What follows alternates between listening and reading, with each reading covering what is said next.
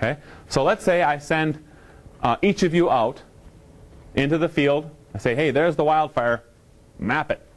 Here's the GPS. Do you think everyone will have the exact same answer? No? Okay. So what factors do you think will affect the outcome of that fire perimeter data set? What would make yours, Pat, different than yours, Mike? Maybe depending what we consider the outside or the perimeter of the fire. Yeah, yeah. That's your concept of the real world.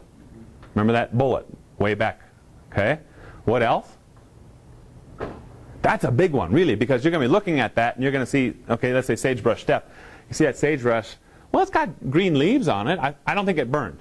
And then someone else says, yeah, but there's little fingers that I can see where it burned underneath it. I'm going to call it burned. So you walk it differently. What if, Patrick, you walk it starting here this way. You guys are back to back, and Mike starts here and walks it this way. Do you think the angle of the sun and the sunlight and all this stuff will make a difference just on how you can see it? Sure, there's a little bit of that, a little bit of all that sort of stuff, right? Yeah, there's tremendous things. Now we can kind of go back to that third bullet, which is your concept of the real world. What you say, in my mind, this is my definition of burned, right? It is going to be different just because of each individual person. And it's the people that do all that mapping, right? If you get the fire perimeters, typically the fire perimeters around here are flown, oftentimes on large fires. They'll be flown in a helicopter, and those people in the helicopter with the GPS will say, okay, no, we need to go a little bit over this way. No, that's not fire anymore. Pull it back in. You know, they're mapping it.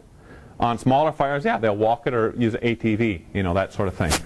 In some cases, of course, we can use remotely sensed imagery to map it, which takes out some of those human errors. But then again, we have the effect of the fact that it's raster layers, and each pixel is either in the fire or out of the fire. So we have some of that same sort of stuff actually coming back in there. Walking speed, visual ability of the person, fatigue. To begin with, I'm going to catch every little bit. Yeah, here I go. And after a while, oh my gosh, yeah, good enough, you know. Right? Fatigue, work ethic, kind of related. Location where you started, the direction traveled, clockwise, counterclockwise, equipment used. What was the accuracy of your instrumentation? Logging intervals, how often did it actually take a point when you're doing that with the GPS? And did you correct it? Did you correct it with the newest version of Pathfinder Office? Did you use all the H-star technology and the delta phase and all this good stuff? If you didn't, different answers just because of how you processed that thing. So here's our error budget. We looked at this briefly last week, but now we can go over it in a little bit more detail. Errors of conception. Let's put this together. We talked about vagueness, ambiguity, and generalization. Measurement and representation.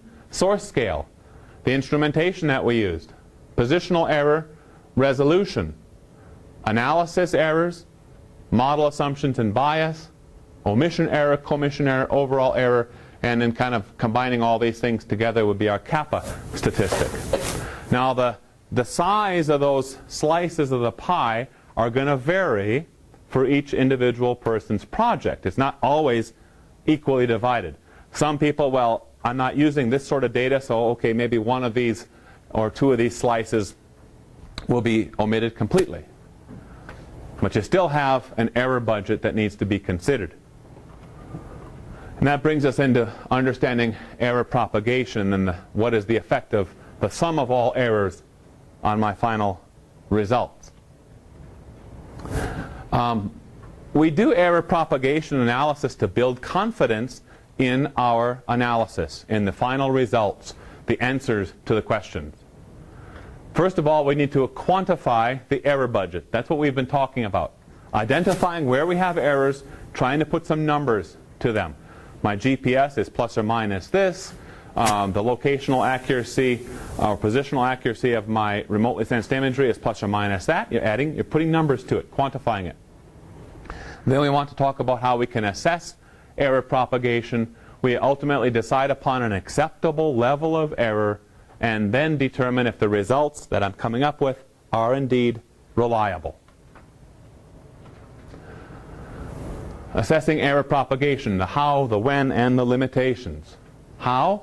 We use a thing called Monte Carlo simulation and bootstrap resampling.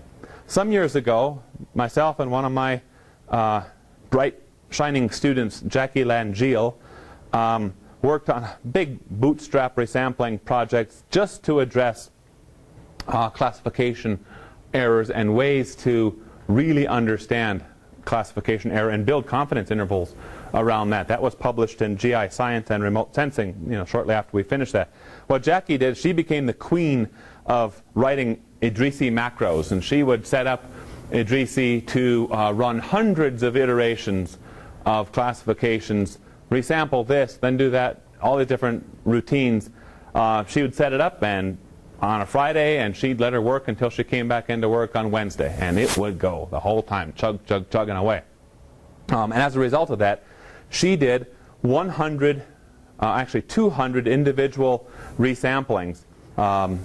Took hundreds of points of land cover over the big desert study area, resampled those things, so she had training sites and independent validation sites, ran a maximum likelihood classification on each of those training sites, did an error matrix calculation in kappa on each of those, with each of those validation sites, and then assembled this enormous data table, and we calculated, of course, overall or average overall accuracy, producer's accuracy, user's accuracies, kappas, and then using that we could develop a confidence interval around the classifications, and indeed also a cumulative standard error expression, and then we graphed that. And what we found is that for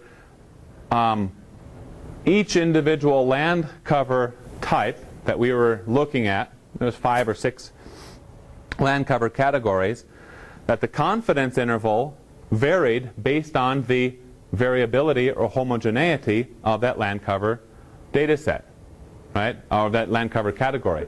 If we wanted to classify correctly and reliably classify with a very, very tight confidence interval, if we wanted to do that for water, we didn't need too many sample points, we didn't need too many iterations of that entire process to say, yeah, we can find water easily. But something like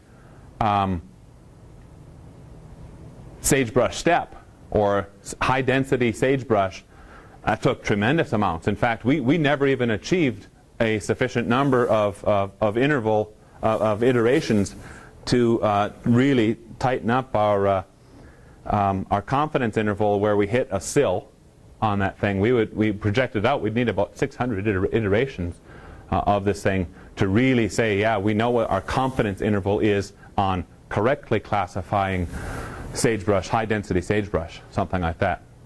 That's bootstrap resampling. And Monte Carlo is where we take our original data set, let's say, okay, our field samples, and we run it through whatever analysis we want. We run it through one time, we get an answer.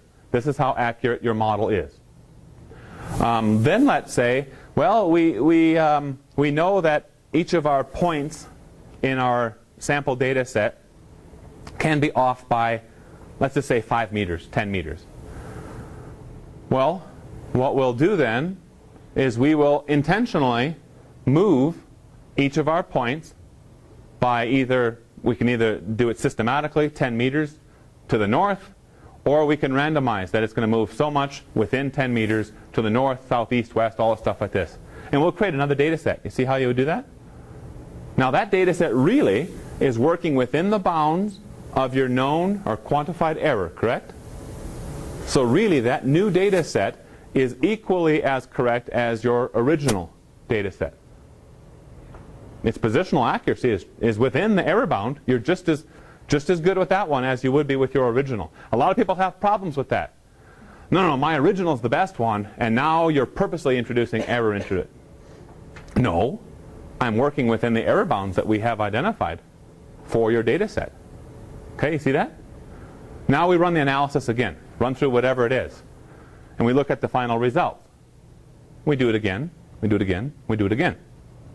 Now, if those final results, after you've iteratively gone through this Monte Carlo simulation where you've actually incorporated known errors, positional errors, let's say, if all of the results are always the same, it's always saying, yes, this spot over here is a cheatgrass infestation site, or yes, it's always this and this and this. Well, that's fantastic. All right? That's your confidence interval, or the confidence that you want to build into your models to see, hey, once I build in known error, I'm still getting the same result. Perfect. That's where we want to be. So as a scenario, let's say we need to determine land areas around Pocatello with intrinsic suitability for a new distribution center. Criteria are within 2 kilometers of an interstate highway, slope less than 15%, and not within 1 kilometer of a river. To tackle this problem, we can perform a multi-criteria evaluation. You've heard of that before. We'll go ahead and do a bootstrap resampling. Let's say we have a sample population of 100.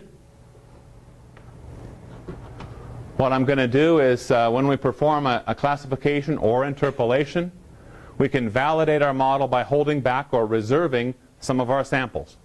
Don't show that to our model. Don't allow those things to go into our model, our original model that we're going to build. Then to learn how well our model predicts whatever we're interested in predicting, we can use that reserved sample.